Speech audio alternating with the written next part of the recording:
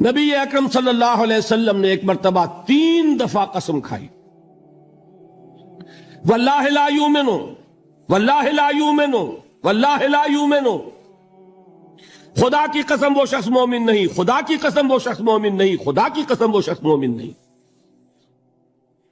واقعہ یہ ہے کہ ہم تصور نہیں کر سکتے کہ صحابہ کیسے لرز گئے ہوں گے، کانپ اٹھے ہوں گے، کون وہ بدبخت ہے، کون وہ شقی ہے جس کے بارے میں اللہ کے رسول 3 دفعہ قسم کھا کر فرما رہے ہیں کہ وہ صاحب ایمان نہیں۔ قیل من یا رسول اللہ، کسی نے ڈرتے ڈرتے پوچھا ہوگا اے اللہ کے رسول کس کے بارے میں ارشاد فرما رہے ہیں؟ اب جواب سنیے، الذی لا یامن جارہ بوائقہ، وہ شخص کے جس کی ایذا رسانی کی وجہ سے، جس کی بدخلقی کی وجہ سے اس کا پڑوسی امن میں نہیں ہے۔ یہ کوئی گناہ کبیرہ ہے؟ آپ کی فہرست میں تو گناہ ہی نہیں، کبیرہ کیا سوال، صغیرہ بھی نہیں۔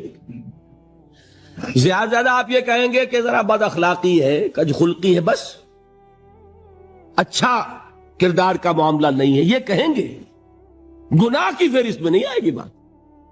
کبیرہ بہت بڑی شے ہے، لیکن اس پر اللہ کے رسول نے 3 دفعہ قسم کھائی، ایمان نہیں ہے، ہرگز نہیں ہے، خدا کی قسم نہیں۔ اب بتائیے ایمان اور عمل علیحدہ ہو جائیں گے کیا؟ یہ ہے مسئلہ جو امام بخاری کے سر پہ ہے۔ اور سنیے، فرمایا حضرت انس ابن مالک نے، یہ روایت جو میں نے آپ کو ابھی سنائی ہے یہ کوئی ایسی ویسی روایت نہیں ہے، متفق علیہ ہے، بخاری اور مسلم دونوں میں موجود، اس سے اونچا درجہ روایت کا ہے ہی نہیں۔ راوی کون؟ ابو ہریرہ رضی اللہ تعالی، ان کی والدہ لے کر حاضر ہو گئیں، یہ بچہ حضور آپ کی خدمت میں رہے گا، آپ کی خدمت کرے گا، آپ کے پاس رہے گا، ٹھیک ہے۔ وہ حضور کے خادم خاص ہیں، جیسے ذاتی کوئی ہوتا ہے معاملات میں مدد کرنے والا، خدمت کرنے والا، وہ ہیں انس ابن مالک۔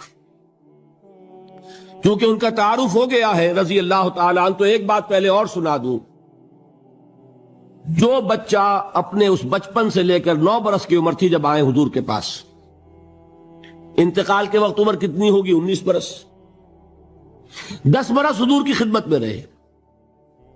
پہلے تو حضور کے اخلاق کی جو گواہی وہ دے رہا ہے وہ اس کی زبان سے سنیے کہ میں 10 برس حضور کی خدمت میں رہا، کسی بات پر ڈانٹنا تو کجا، حضور نے کبھی مجھ سے یہ بھی نہیں فرمایا کہ اے انس تم نے وہ کام کیوں نہیں کیا۔ یہ ہے ایک آقا کی حیثیت سے محمد الرسول اللہ صلی اللہ علیہ وسلم کا اخلاق۔ اگر نہیں کیا خود کر لیا، کوئی ڈانٹ ڈپٹ نہیں۔ حالانکہ بچے ہیں، بچوں کو ویسے بھی ڈانٹ ڈپٹ دیا جاتا ہے، لیکن نہیں۔ اب ان صحابی کی ایک گواہی سنیے، قلما خطبنا رسول اللہ صلی اللہ علیہ وسلم الا قال، فرماتے ہیں کہ شاذ ہی کبھی ایسا ہوا ہوگا کہ حضور نے کبھی خطبہ ارشاد فرمایا ہو اور اس میں یہ الفاظ نہ ہو۔ الفاظ سمجھ رہے؟ جب بھی خطبہ دیتے تھے آپ یہ الفاظ ضرور فرماتے تھے، شاذ کبھی رہ جائے تو رہ جائے، قلما خطبنا رسول اللہ صلی اللہ علیہ وسلم الا قال، کیا فرمایا؟ لا ایمان لمن لا امانت لہ ولا دین لمن لا عہد لہ، جس شخص میں امانت داری نہیں اس کا کوئی ایمان نہیں، جس میں ایفاء عہد نہیں اس کا کوئی دین نہیں۔ بنا پھرتا ہو وہ دیندار، بنا پھرتا ہو وہ صاحب ایمان اور امتی حضور کا، امانت داری نہیں تو ایمان نہیں، ایفاء عہد نہیں تو دین نہیں۔ کس کا فرمان ہے؟ کسی آج کے زمانے کے مفتی کی بات نہ سمجھ لیجئے گا کہ جس کو آسانی سے آپ چاہیں تو رد کر دیں، یہ محمد الرسول اللہ صلی اللہ علیہ وسلم کا فرمان ہے۔ اور سنیے پھر ایک متفق علیہ روایت، بخاری اور مسلم کی، راوی پھر کون ہے؟ ابو ہریرہ رضی اللہ تعالیٰ عنہ۔ فرماتے حضور نے ارشاد فرمایا لا یزنی الزانی حین یزنی وہو مومن ولا یسرق السارق حین یسرق وہو مومن ولا یشرب الخمر حین یشرب وہو مومن.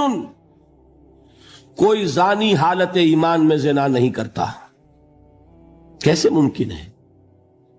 ایمان ہو اور زنا ہو جائے، پھر وہ ایمان دھیلے کا ہوا. کیا قدر و قیمت اس ایمان کی؟ وہ تو اٹھا کر پھینک دینے کی چیز ہے. ایمان اور اخلاق پہ اثر انداز نہ ہو، ایمان اور کردار کو نہ بدلے، ایمان اور عمل کو نہ بدلے تو کس مرض کی دوا؟ پھینکو اٹھا کر. نہیں ممکن کہ ایمان ہو اور زنا ہو، نہیں ممکن کہ ایمان ہو اور چوری ہو. لا یسرق السارق حین یسرق وہو مومن. کوئی چور حالت ایمان میں چوری نہیں کرتا، کوئی شرابی حالت ایمان میں شراب نہیں پیتا. ولا یشرب الخمر حین یشرب وہو مومن. کوئی شراب پینے والا وہ مومن نہیں ہوتا جب وہ شراب پی رہا ہوتا ہے، اس وقت اس کے دل سے ایمان نکل جاتا ہے. اب دیکھیے یہاں کیا میں نے کل بتایا تھا نا، مغالطے کیا ہو گئے؟